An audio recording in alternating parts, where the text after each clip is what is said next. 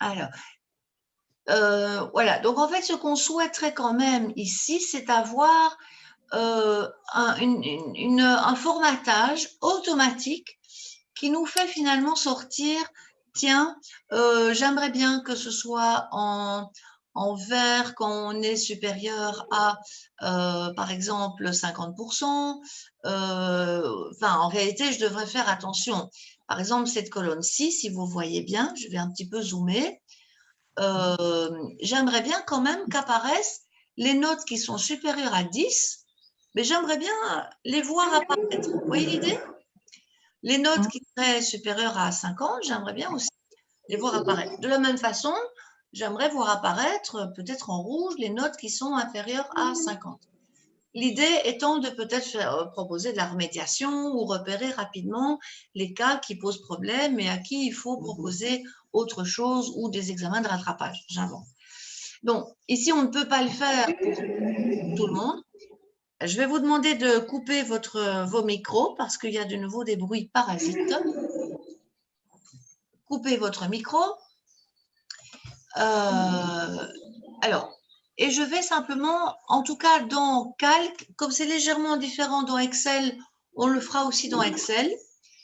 Et c'est un format conditionnel. En tout cas, dans Calc, on doit aller dans conditionnel. Oui, j'enregistre. Et donc, coupez vos micros parce que quand on enregistre, le bruit n'est pas agréable.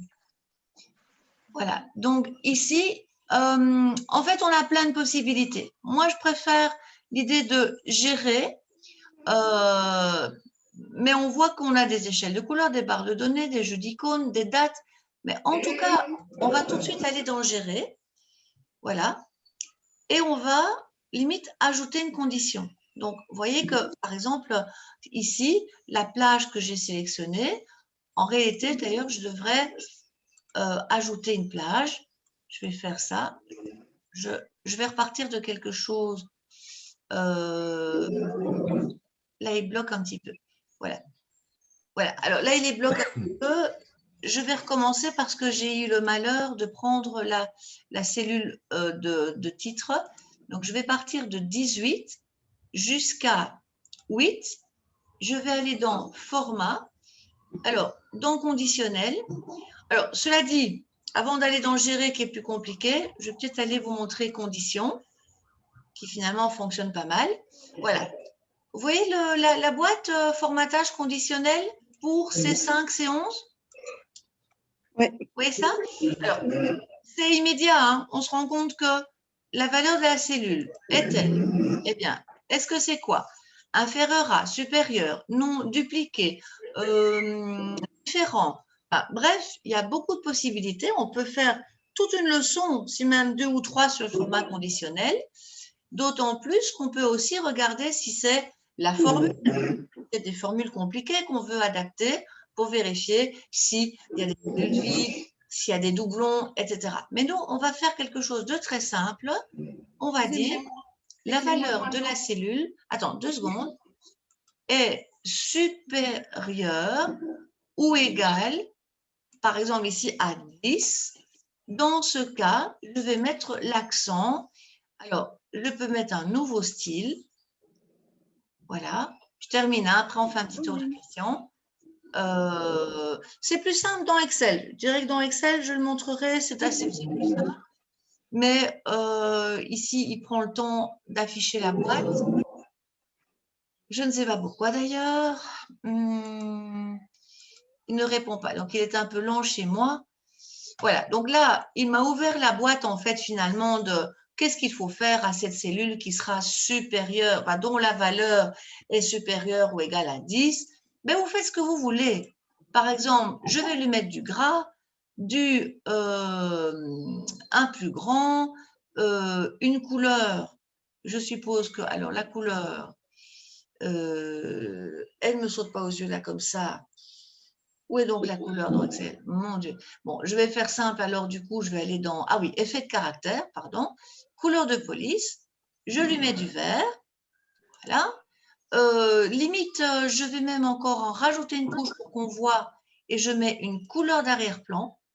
cette fois-ci peut-être un vert plus pâle. Voilà. Et normalement, si je clique sur OK, on le voit. Vous voyez ce qui s'est passé? C'est que ceux qui seront supérieurs ou égaux à 10, il y aura le style comme j'ai eu envie de faire. Et quand je clique sur OK, les voilà qui apparaissent. Petite question peut-être? Comme ça, je mes questions. Mais coupez vos micros parce que c'est terriblement difficile à entendre. Il y a des bruits de fond. Pas de questions? Oui, j'en avais une. Dans le menu déroulant, il y avait, si vous savez revenir dessus, parce que je ne connais pas Oui, tout à fait. Mais je vais reprendre un autre. Je vais annuler. Comme ça, on repart de zéro. Je suis là, je sélectionne. Dans Calc, en tout cas, c'est format et puis conditionnel. Alors, si c'est pour des choses compliquées, on va dans gérer, etc. Mais nous, conditions, c'est largement suffisant. Et dans égal A. Oui.